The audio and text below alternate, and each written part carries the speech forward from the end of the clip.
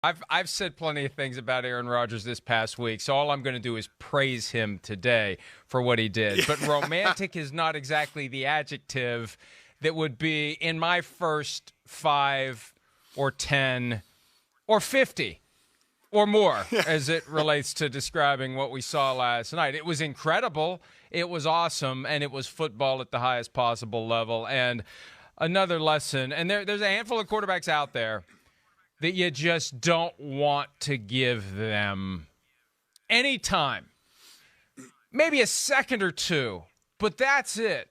It's Rodgers, it's Brady, it's Mahomes. Although Mahomes is kind of fading from that. It's Rodgers and Brady right now, currently, the two at the top of the list that you don't want to give that extra time to. Listen, I agree. And if we want to start there, that's cool. But I'll say this, Mike. When you have to score a touchdown, it's a little different. If you're setting up for a field goal, I get it. You want to burn the clock. You want to burn a team's timeouts. This is, general philosophy. Get yourself in a position to kick a field goal and burn as much of the other team's time as you possibly can. They needed a touchdown. It's a little more difficult, and it's not like they started on the 2-yard line and could say, okay, we can mess around a little bit, burn some clock, not score, and then score late.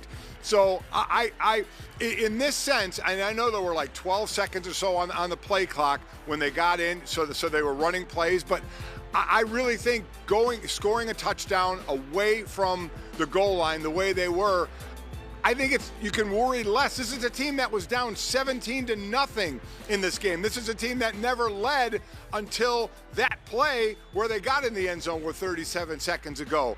So when you're talking about, you're on the 12-yard line, you got to score. So I get it. Your philosophy is right. You don't want to leave certain quarterbacks time on the clock. But the position San Francisco was in, I can't fault them for use check. What was he supposed to do?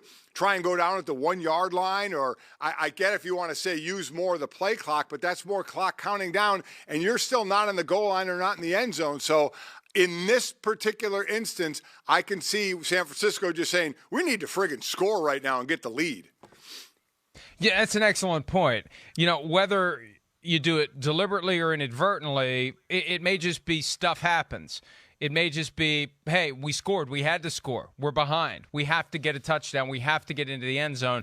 We're not going to start playing this game of going down at the 2 and assuming that we're just going to be able to score from there. I mean, that could piss off the defense. Hey, what do these guys think? That they think that we're just going to lay down and let them score, and they bow up a little bit more, and they keep you out of the end zone, and then you're idiots for blowing the opportunity to score. So I agree with you. When you need a touchdown to get ahead, that makes it imperative to forget about the clock. But the problem is, the way the dominoes fall, you still leave 30 seconds to Aaron Rodgers, and all he needs is a field goal, not a touchdown. So he just needs to make a couple of impressive completions, and the next thing you know, he spikes it, and Mason Crosby kicks it, and that's that.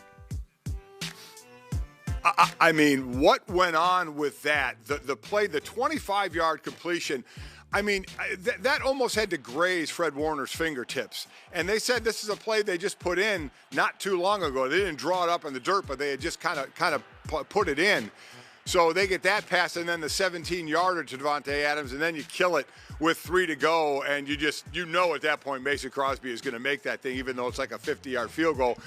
But I get the sequence. I get 49er fans or other people going, oh, look, San Francisco's going down the score. They scored. They need to score. They finally scored. And then you go, uh-oh, there's 37 seconds left, and Aaron Rodgers, was just lighting you up. Where does he had 6 touchdowns, no interceptions since that debacle the first week against New Orleans. So I get the thought process, but your defense needs to step up and make a play.